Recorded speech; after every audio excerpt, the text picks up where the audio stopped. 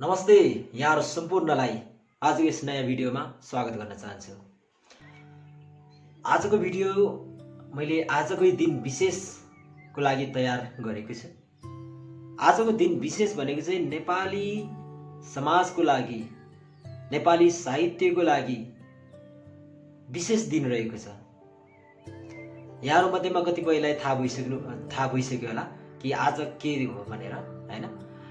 आज चाहिँ भानु जयन्ती, भानुभक्त आचार्य, आदिकवि भानुभक्त आचार्यको चाहिँ आज जन्मदिन परेको छ। विक्रम सम्वत 1871 मा तनहुँ जिल्लामा जन्मिनु भएको भानुभक्त आचार्य नेपाली साहित्यको लागि एउटा विशेष नाम। हामी कहिले पनि छुटाउन सक्दैनौं, कहिले पनि बिर्सन सक्दैनौं उहाँको योगदान नेपाली समाजको लागि, नेपाली भाषाको लागि। तसर्थ आजको यस भिडियो उहाँलाई समर्पित गर्दै तपाईहरुको लागि ल्याएको छु। अन्त्यसम्म हेरिदिनु होला, किन भन्दाखेरि अहिलेको यस समयमा प्राय मान्छेहरू आफ्नो भाषा छोडेर अरूको भाषा सिक्नतिर अग्रसर छन्। इंग्लिश भाषा, हैन, त्यसै गरेर अरू देशको भाषाहरू चाहिँ बढी सिकिरहेको छ नेपाली समाजमा। त्यो एक किसिमको बाध्यकारी अवस्था पनि हो, किन भन्दाखेरि नेपालमा बसेर केही गर्न सकिँदैन भन्ने मान्यता धेरैको छ। त्यसैले गर्दाखेरि विदेश जानु पर्यो। विदेश जानको लागि नेपाली भाषा बोलेर हुँदैन, विदेशी भाषै बोल्नु पर्यो। विशेष गरेर इंग्लिश भाषा त जान्नै पर्ने हुन्छ हरेक देशमा। त्यसकारणले गर्दाखेरि पनि नेपाली समाजमा नेपाली भाषा अलिकति लोप हुँदै गइरहेको हामी आभास गर्न सक्छौं, अनुमान लाउन सकिन्छ। नेपाली भाषा कति कमजोर भइसकेको छ अहिलेको यो अवस्थामा प्राय मानिसहरू अलिकति हुने बित्तिकै आफ्नो बच्चाबच्चीलाई अंग्रेजी माध्यमबाट पढाउने बोर्डिङ स्कुलमा राख्न रुचाउँछन्। स्वाभाविक पनि हो, समय अनुकूल चल्नु पनि पर्छ। तर त्यो भन्दैमा, समय अनुकूल चल्नुपर्छ भन्दैमा नेपाली भाषालाई नै अलिकति ओझिल पर्ने गरेर हामीले बच्चाबच्चीलाई कहिले पनि सिकाउनु हुँदैन। किनभने आजको दिनसम्म नेपाली भाषा जुन स्थानमा छ त्यो अझै खस्किँदै गइरहेको अवस्था छ। हरेक मान्छेले अहिले नेपाली भाषा भन्दा पनि इंग्लिश भाषा बढी बोल्न रुचाउँछन्। हाम्रो मान्यता के छ भने कोही मान्छेले आएर एक दुई शब्द इंग्लिशमा बोलिदियो भने हो कति ट्यालेन्ट मान्छे भन्ने सोच्छौं। अरू भाषामा कुरा गरिरहेको देख्यो भने हो फलाना मान्छे कति ट्यालेन्ट भन्ने कुराहरुमा हामीले सोच्छौं। तर वास्तवमा त्यो ट्यालेन्ट भन्ने कुरा इंग्लिश भाषा बोल्दैमा हुने कुरा हैन। इंग्लिश भाषा बोल्दैमा हुने भए त सबै इंग्लिश बोल्ने मान्छेहरु त कति खुसी हुन्थ्यो होला, हैन? यो कुरा बुझ्नु जरुरी छ। त्यसैले आफ्नो भाषालाई पनि माया गरौँ। आफ्नो भाषा, संस्कृति, साहित्य के छ यतातिर पनि अलिकति दिमाग पुर्याउनु होला। आफ्नो भावी पिढीलाई, नेक्स्ट जेनेरेसनलाई नेपाली भाषा कुन स्थानमा छ भनेर कसरी देखाउने त? यदि तपाईसँग त्यो ज्ञान भएन भने, त्यो भाषाको ज्ञान तपाईसँग भएन भने तपाईले आफ्नो बच्चाबच्चीलाई, आफ्नो सन्तानलाई कसरी सिकाउनुहुन्छ नेपाली भाषाको बारेमा? तसर्थ नेपाली भाषालाई पनि अलिकति चाहिँ मान्यता दिनु होला। किन भन्दाखेरि आदिकवि भानुभक्त आचार्यले सजिलैसँग लिपिबद्ध गर्नुभएको हैन, यसको लागि एकदमै कसरत गर्नुभएको छ उहाँले। पहिला चाहिँ उहाँको पालामा के थियो भन्दाखेरि कथा कविताहरू हुन्थ्यो, तर संस्कृत भाषामा हुन्थ्यो र संस्कृत भाषा बुझ्ने जो कोहीको बसको कुरा होइन, जो कोहीले पनि त्यसलाई बुझ्न सकिँदैन। यदि संस्कृत भाषा बुझाउनु पर्यो भने एउटा पढाइ लेखाइ भएको बाहुन खोज्नुपर्ने अवस्था थियो, ब्राह्मण खोज्नुपर्ने अवस्था थियो। तर उहाँले चाहिँ त्यो अवस्थालाई पार गर्दै एउटा नेपाली भाषा लिपि तयार गर्नुभयो र त्यो लिपि अनुसार उहाँले विभिन्न कथा कविताहरू साहित्यको लागि धेरै योगदान दिनुभएको छ। त्यसमध्येमा एउटा एकदमै ठुलो कृति उहाँको रामायण, जुन चाहिँ संस्कृत भाषामा थियो। त्यो रामायण कथालाई चाहिँ उहाँले पुरै कथालाई नेपाली भाषामा चाहिँ ट्रान्सलेट गर्नुभयो, अनुवाद गर्नुभयो। र त हामी नेपाली पाठकले, नेपाली जनताहरूले चाहिँ आफ्नै भाषामा रामायण कथा पढ्न पाइरहेको छौँ। कति खुसीको कुरा। त्यसैले गर्दाखेरि हामीले आफ्नो भाषालाई, आफ्नो संस्कृतिलाई, आफ्नो साहित्यलाई माया गर्नुपर्छ, माया गर्नु जरुरी छ। यस्तै पारा हो भने केही समयपछि, केही दशकपछि हाम्रो नेपाली भाषा अझै ओझेलमा पर्ने सम्भावना छ।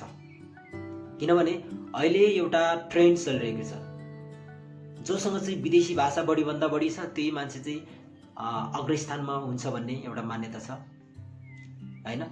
त्यसैले गर्दाखेरि स्कुल लेभलमा पनि बच्चा बच्चीले त्यो अनुसारले आफ्नो नेपाली भाषा पनि पढाउने गर्नु होला, आफ्नो बच्चा बच्चीलाई, हैन? विशेष गरेर आमा बुवाहरूले पनि त्यसमा अलिकति ध्यान दिनुपर्ने अवस्था देखिएको छ। हामी देख्ने गर्छौँ बोर्डिङ स्कुलमा पढ्ने केटाकेटीहरूले चाहिँ नेपालीमा राम्रोसँग बोल्न पनि सक्दैन, नेपाली लेख्न पनि जान्दैन,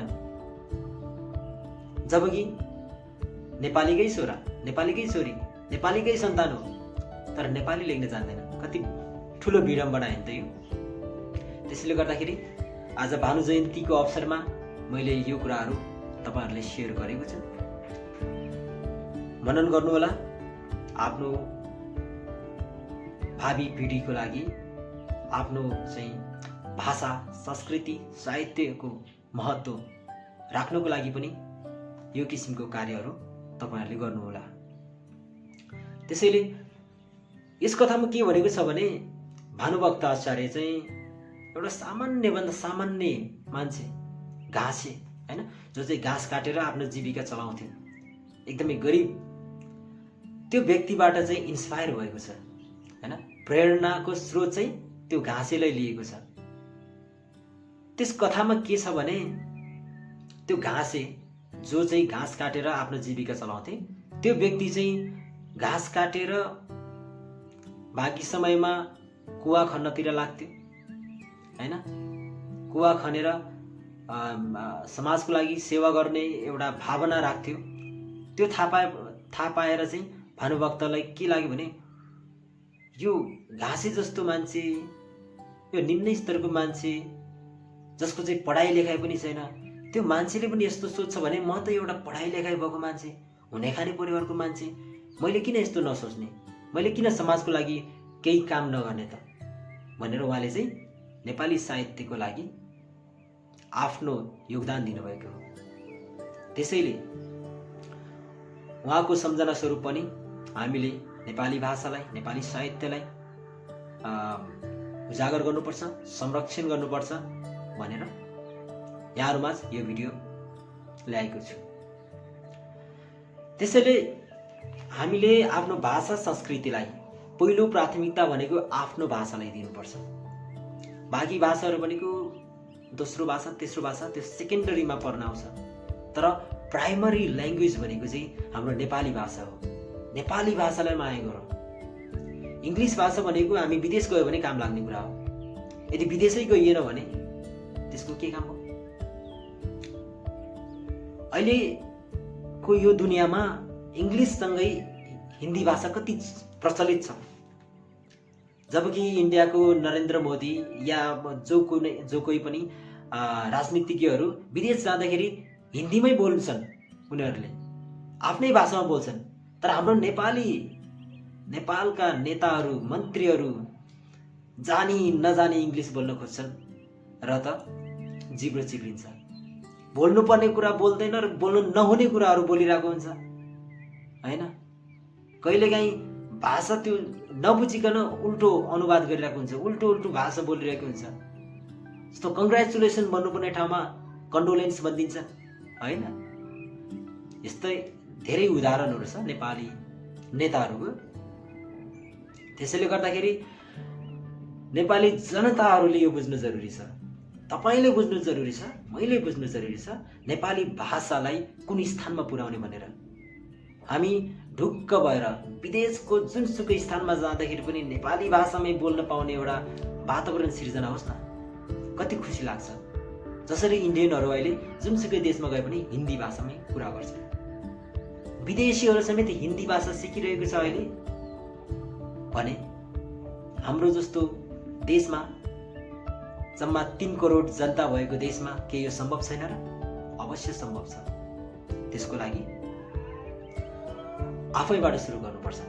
तपाईबाट सुरु गर्नुहोस्, हामीबाट सुरु गरौँ, अवश्य हुनेछ।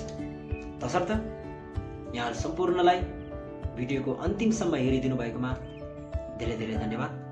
र आज भानु जयन्ती, सबैले नेपाली भाषालाई, नेपाली साहित्यलाई माया गर्नुहोला। हस्त, धन्यवाद।